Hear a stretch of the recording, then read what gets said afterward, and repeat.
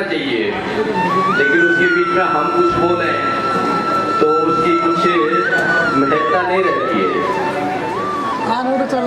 पहला इन्होंने सरस्वती वंदना करी तो उसको देख करके लग रहा था कि इन बच्चों का उत्साहवर्धन होना चाहिए, इनके संगीत से हम लोगों को अपना होली मिलन मनाना चाहिए। लेकिन फिर भी एक ये औपचारिकता होती कि मैं भी बोलूँगा थोड़ा सा, वो भी बोलेंगे, लेकिन हम लोग जो ये होली मिलन पर इकट्ठे हुए हैं तो इसकी वैज्ञानिकता का हम लोगों को हर समय पर ज्ञान होना चाहिए, इसका कि ये होली मिलन है या हमारे जो भी अन्य जितने भी भारतीय संस्कृति के, भारतीय परंपरा के जितने भी उत्सव त्योहार हैं, उनका अपने आप में वैज्ञानिकताएं हैं। पूरे वर्ष भर हमने हमारे मनों के अंदर कितने भेद हुए होंगे, कितने मनों के अंदर कुछ चल रहा होगा, एक दूसरे के प्रति, अपनों के प्रति, समाज के प्रति, उस सबको समाप्त करके आज हम सबको इस होली मिलन में रंग की तरफ रंग जाना है, एक हो जाना है। तो ऐसे इस पावन होली मिलन पर हम लोग अपने मनों के भेदों को समाप्त करके इसकी वैज्ञानिकता को भी समझना चाहिए। भारतीय जितनी भी परंपराएं हैं, संस्कृतियां हैं, सभ्यताएं हैं, इनके अंदर और कुछ भी नहीं है। इन त्योहार उत्सवों के अंदर ये त्योहार उत्सव केवल भारत में ही मनाए जाते हैं, विदेशों में नहीं मनाए जाते। विदेशों की तो सभ्यता संस्कार आजकल की भारतीय सभ्यताओं को वो हर समय पर कुछ न कुछ समस्याओं में डाल रही है, लेकिन हमने हर समय पर जो हमारे संस्कार हैं, हमारी परंपराएं हैं, वो आगे कैसे बढ़ सकती, उसका हम हर समय पर उसको ध्यान में भी रखेंगे।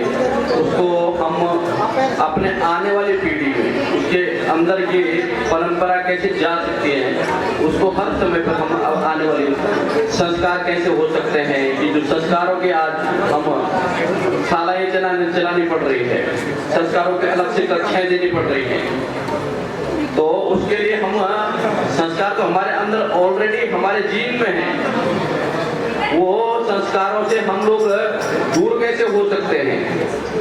तो इनका हम लोग हर समय पर ऐसे उत्सव त्योहारों से कि हमारा चिंतन, हमारा विचार, हमारी परंपरा, हमारे ऋषि मुनियों के जो उन्होंने की जो इतने वैज्ञानिक महत्वपूर्ण के साथ इतने त्योहारों को बनाया है, इनको हम लोगों को हर समय पर अपने आने वाली पीढ़ी को भी समझाना है।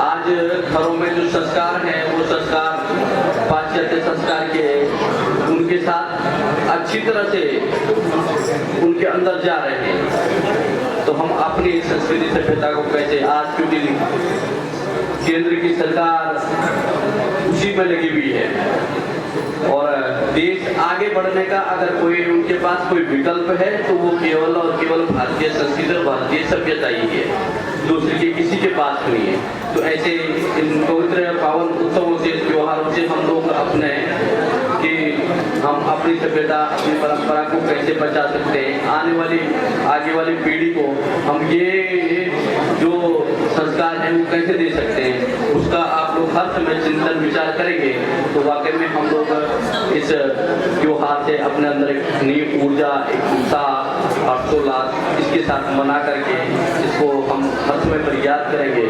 और आप लोग होली में जितने अपने पीछे के जितने भेद मन में जो कुछ छोटे मोटे त्रुटियां हैं, उनको सब समाप्त करके नया भारत, नया समाज को कैसे बनाया जा सकता है, उसका हम चिंतन करें। ऐसे मैंने 2 शब्द आपको सामने कहने थे। आपको होली मिलन की बहुत बहुत शुभकामनाएं, हार्दिक धन्यवाद।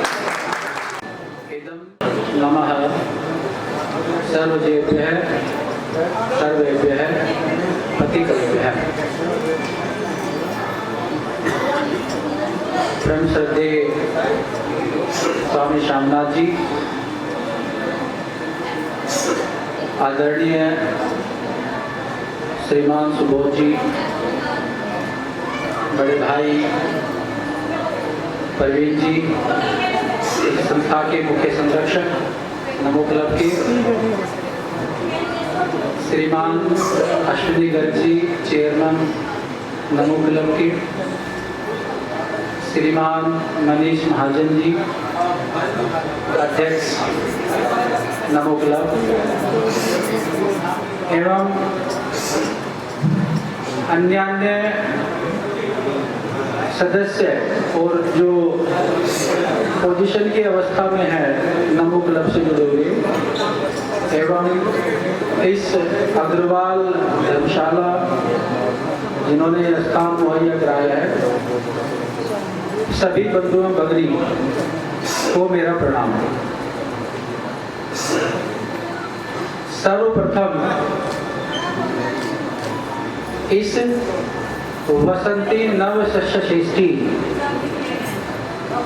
जिसको हम होलिकात्सव के नाम से भी बोलते हैं, होली का प्राचीनतम नाम है वसंती नव षष्ठी।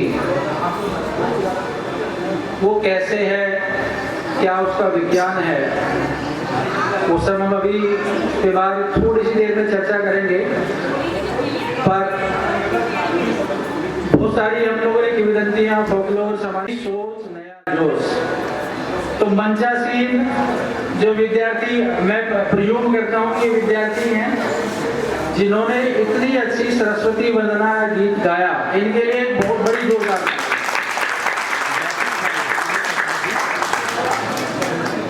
वो भगनी मुद्रा की अवस्था में थी जब वो, अगर आपने ध्यान से ऑब्जर्व किया हो तो जब भी आप कोई पवित्र काम करते हैं, मुद्राओं का बड़ा विशेष महत्व है हमारे यहाँ, बहुत बड़ा विज्ञान है। और जब भी आप कोई पवित्र कार्य करते हैं, पवित्र काम कुछ बोलते हैं, तो मुद्रा की अवस्था में आना बहुत आवश्यक है। इससे बोलते हैं कि आपकी अंदर यू बिकम मोर रिसेप्टिव। अगर आपको कुछ अच्छा ज्ञान प्राप्त करना है तो यू बिकम मोर रिसेप्टिव। अगर आपने देखा होगा हमारे यहाँ अलग अलग तरह के, हमारी परंपरा में, हमारी सभ्यता में मंदिर बने हुए हैं। कोई माता का मंदिर है, कोई भगवान विष्णु का मंदिर है, कोई भगवान ब्रह्मा का मंदिर है। तो माता के मंदिर का विज्ञान ये है, क्योंकि जो हमारा बायां हिस्सा है वो चंद्रमा का माना जाता है, जो माता का प्रतीक है। दायां हिस्सा जो है सूर्य का माना जाता है। इसलिए जब भी आप माता के मंदिर में जाएं तो बायां हिस्सा आपका खुला रहना चाहिए। इसलिए माता के मंदिर में जो उपासना की पद्धति है वो बिल्कुल अलग है विष्णु के मंदिर में जाने की। यानी कि जब माता के मंदिर में आप जाएंगे तो आपका बायां हिस्सा, दाहिना हिस्सा आप बंद कर लीजिए, तो जितनी भी एनर्जी आपको, क्योंकि मंदिर हमारे एनर्जी सेंटर्स ही हैं, तो उस एनर्जी को आप स्टॉप करते हैं। तो ये हमारा इतना महत्व है इस परंपरा का, इस विज्ञान का, इस भारत देश का। तो coming back to the same point की वसंती नव षष्ठी होलिका का जो प्राचीनतम नाम है। आपने कई सारी कहानियां भी सुनी है, और एक कहानी बड़ी प्रचलित है कि हिरण्यकश्यप की बहन जो होलिका थी, प्रहलाद के बारे में हम सब जानते ही हैं। तो प्रहलाद भगवान विष्णु का बहुत बड़ा भक्त था। हिरण्यकश्यप राक्षस जाति से आता था, तो प्रहलाद भी राक्षस जाति से हुआ, लेकिन राक्षस जाति में होते हुए भी वो प्रभु का इतना बड़ा भक्त था कि वो प्रभु भक्ति में लीन रहता था। इतनी छोटी सी आयु, 5 वर्ष की आयु। तो हिरण्यकश्यप को ये बात पसंद नहीं थी। वो कहता था कि मैं ही भगवान हूँ, मैं ही सर्वेभ्य हूँ, मेरे को बहुत प्रताड़ित करता था। अन्य अलग आपको हम सभी जानते हैं कितने कितने कष्ट प्रहलाद जैसे हैं। लेकिन कहानी ये आती है कि प्रहलाद को नष्ट करने के लिए, उसको मारने के लिए हिरण्यकश्यप ने अन्य प्रयत्न किए, लेकिन भगवान फिर भी उसको बचाता ही रहते थे। तो एक कहानी ये भी आती है कि होलिका जो हिरण्यकश्यप की बहन प्रहलाद की बुआ थी कि वो उसको आग में लेकर के बैठ जाती है कि मैं इसको आग में लेकर के बैठ जाऊंगी, ये जल जाएगा और मैं बच जाऊंगी, इस प्रकार इसका नाश हो जाएगा। ऐसा कहानियों में लिखा है, हमने पढ़ा भी है कि उसके पास एक ऐसा वस्त्र है जिसको आज के टाइम में अगर सिमिलरिटी एनालॉजी बोलते हैं तो नैनो ट्यूब्स के, यानी कि जिसको है बोइंग जो कंपनी है या जो स्पेस क्राफ्ट में जो बाहर परत में जो पदार्थ यूज होता है वो 1400 डिग्री सेंटीग्रेड तक भी नहीं जलता। तो आग का तो जो तापमान होता है वो 400 डिग्री के आसपास होता है। अगर आप उसका मध्य किसी भी लो का मध्य भाग देखें तो उसका जो तापमान है वो 400 डिग्री सेंटीग्रेड तक होता है, तो वो बच जाएगा। लेकिन ये साइंटिफिक है कि नहीं इस बारे में कोई नहीं पता, लेकिन अनुमान ऐसा लगाते हैं। तो होलिका ने उस वस्त्र को ओढ़ा, प्रहलाद को अपनी गोद में बिठाया और वो आग लगा दी गई, ऐसी कहानी है। लेकिन प्रहलाद फिर भी बच गया और होलिका जल गई। ऐसा कैसे संभव हुआ? तो क्या ये कहानी सत्य है? ये कहानी सत्य हो नहीं, लेकिन this may not be one of the most scientific fact about this. लेकिन जो one of the most scientific facts है, disorder. This is a kind of, this affects the mental health of the people. लेकिन भारत में क्योंकि विभिन्न प्रकार की जलवायु, शीतोष्ण कटिबंध क्षेत्र में हम लोग रहते हैं, उसको देखते हैं तो चर्म रोग बहुत होते हैं। इसलिए होली के अवसर पर हम लोग गुलाल अबीर लगाते हैं, उसके लगाने से जो चर्म की खुजली है, जो रोग है, वो दूर हो जाते हैं। साथ में जो साइंटिफिक फैक्ट ये है, नए अनाज की उत्पत्ति होती है। जैसा लिखा भी है कि ऐसा बोला गया है, एक सूत्र भी है, तृणाग्रिम भ्रष्टार्थ कत्म शमी धान्य होलके, यानी होलिका का जो महत्व है, नया अनाज आता है इस वसंत ऋतु में, तो नए अनाज के ऊपर मटर आती है, चना आता है, गेहूं आने वाला है, क्योंकि अभी तो जलवायु परिवर्तन बड़ा हो गया, इसलिए थोड़ा अनाज लेट अभी आता है। लेकिन इस जलवायु में मटर और चना आराम से उसकी फसल हो जाती थी। तो अगर आपको कोई सिर्फ गांव की पृष्ठभूमि लगता है तो चने को जब हम भूनते हैं उसको बोलते हैं कि होले खाए हैं। होलक का मतलब आधा भुना हुआ जो अन्न होता है उसको होलक बोलते हैं, और उस होलक से अपभ्रंश होकर के होलिका बना। यानी कि ये नया अन्न जो आता है, नए अन्न की प्रविष्टि का प्रतीक है। होली जो त्योहार है नए अन्न की प्रविष्टि का प्रतीक है। नव, जैसा कि मैंने अभी ध्यान कराया, वसंती नव यस्य शेषी, यानी कि नए अन्न से यज्ञ को करना, वो होली पर्व का प्रतीक है। ऐसा ही इसमें लिखा है। तो होलिका जो होती है, होलक, किसी भी अनाज की आपने देखा होगा, उसको जो पहली परत है, पर ऊपर जो छिलका होता है, मटर के ऊपर भी आपने देखना होगा, चने के ऊपर आपने देखा होगा, तो जब आप उसको भूनते हैं, अनाज कच्चा होता है, आधे कच्चा होता है, जब उसको खाते हैं तो वो जो परत है, वो परत यानी कि जो गेहूं या चना या मटर अपने पड़ोसियों में, अपनी कम्युनिटी में, and we really channel it back to the community service. तो अगर आपको ध्यान में होगा कि आज अभी भी गांव में तो बहुत जगह वो चलता ही है, शहरों में थोड़ा प्रचलन कम हो गया, कि अगर किसी के यहाँ शादी होती है गांव में, तो खाट किसी के यहाँ से आ गई, कपड़े किसी के यहाँ से आ गई, पड़ोस में कम्युनिटी से कोई सेवा करने आ गया, कोई पानी पिलाएगा, कोई भोजन की व्यवस्था करेगा, तो just to strengthen that capability of the community, ये हमारी संस्कृति का प्रतीक है। किसी भी शहर की समृद्धि का प्रतीक होता था कि कितने प्याऊ शहर में लगे हैं। अभी आपने दिल्ली में देखा होगा, बड़े बड़े नाम तो मेट्रो से नहीं लेते हैं, प्याऊ की कोई जगह लगे। ये हमारी प्राचीन परंपरा का प्रतीक था। लेकिन इस सभ्यता को 1835 में जब मैकाले आया, तो मैकाले ने जब ये बोला कि ये सभ्यता ऐसे नहीं तोड़ी जाएगी, क्योंकि लोगों में they are so cohesive, extremely cohesive, कि इनकी अगर सभ्यता को आपको नष्ट करना है, परंपरा को नष्ट करना है, तो ऐसे नहीं करेंगे। क्योंकि अगर किसी ने प्याऊ पे लगाया तो प्याऊ में घड़े लगे होते हैं, स्टैंड लगा होता है, पड़ा भी लगा होता है, उसमें मिट्टी के बर्तन भी होते हैं, पानी भी लाएगा कौन, उसकी सारी व्यवस्था करते थे। तो सेवा, निष्काम भाव से सेवा होती थी।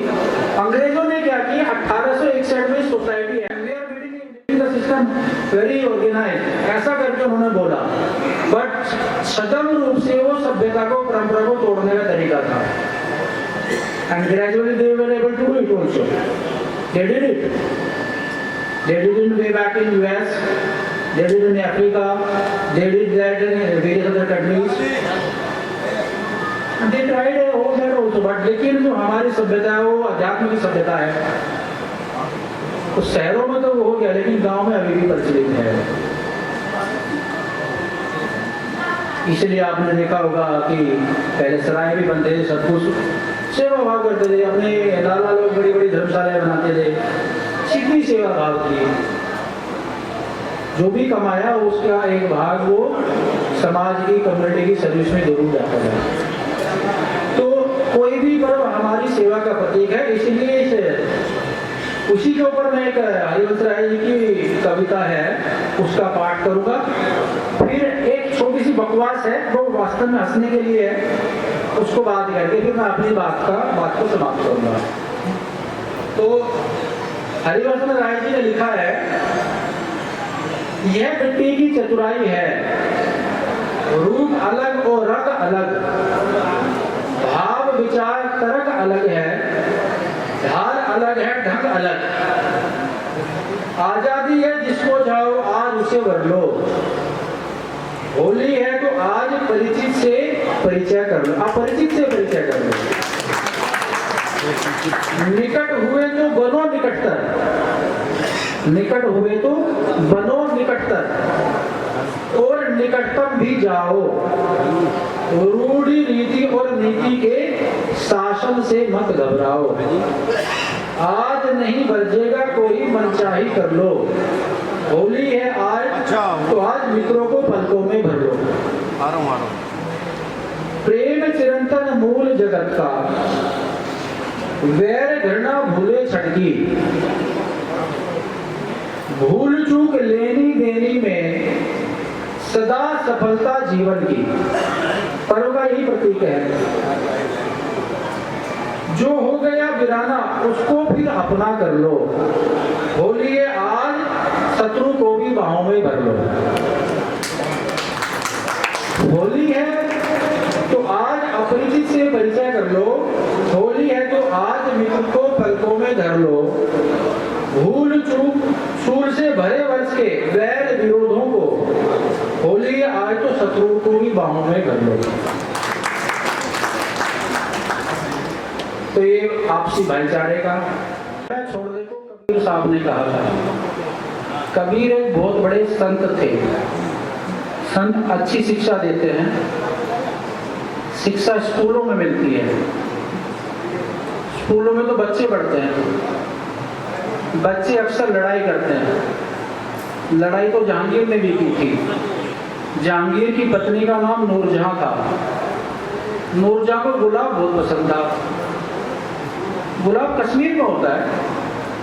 कश्मीर बहुत सुंदर है। सुंदर तो खच्चर भी होता है। खच्चर मगर बोझ होता है। बोझ तो पढ़ाई का हम भी ढोते हैं, मगर हम महान हैं। महान तो सिकंदर भी था। सिकंदर पूरी दुनिया पर राज करना चाहता था। पूरी दुनिया गोल है। गोल तो फुटबॉल भी होती है। फुटबॉल का चैंपियन मेसी है। मेसी अर्जेंटीना से है। अर्जेंटीना में बड़े ऊंचे ऊंचे पहाड़ हैं। ऊंची ऊंची टेक्नोलॉजी अमेरिका की भी है। अमेरिका मोदी जी के दबाव में आ गए। मोदी जी उस देश से है जहाँ हिमालय है। हिमालय से बहुत सारी नदियाँ निकलती हैं। नदियों में पानी होता है और पानी से घास उगती है और घास पर धूप में बैठ कर के जो चीज़ है वो बिल्कुल बकवास होती है। धन्यवाद। आपने आयोजन किया है इसके लिए बहुत बहुत आपको बधाई। होली की बहुत बहुत शुभकामनाएं। और मैं देख रहा हूँ कि मुझे जब यहाँ पे आना था तो मैंने समझा कि कहीं यहाँ पे रंग वगैरह या गुलाल वगैरह न लगा दें या फिर ज़्यादा टाइप का न करें, लेकिन बड़ी अच्छी होली यहाँ पर मैंने देखा फूलों से होली खेली गई है और बड़ा अच्छा प्रोग्राम है। आप लोगों को एक बार पुनः होली की बहुत बहुत शुभकामनाएं। और होली पे आग्रह करूँगा मैं, होली के दिन दुल्हन के दिन बड़े प्यार के साथ और बिना कोई व्यवधान के या बिना किसी उसके आप होली मनाएं। और इस दिन जो है ईर्ष्या या उसकी कोई भावना नहीं रखना चाहिए। तो ये आप इस चीज़ का ध्यान रखें कि होली का त्यौहार हम सब लोग अपना मिलजुल के मनाएं और इलाके में शांति और लॉ एंड ऑर्डर का पालन करें। Thank you. हमारे क्षेत्र के थानाध्यक्ष महोदय को मैं अपने नमो क्लब की तरफ से और भारतीय जनता पार्टी के अधिकतम कार्यकर्ता बैठे हैं सभी की तरफ से आश्वासन देता हूं कि हमारा जो ये क्षेत्र है सदैव ही जो है ऐसा रहा है कि यहाँ सद्भावना से ही सारे कार्य हुए हैं। कभी ज़्यादा कोई विषय आया नहीं है। और इस बार होली पे भी हम आपसे वादा करते हैं कि यहाँ सद्भाव से ही होली का त्यौहार हम लोग मनाएंगे। और जैसे कि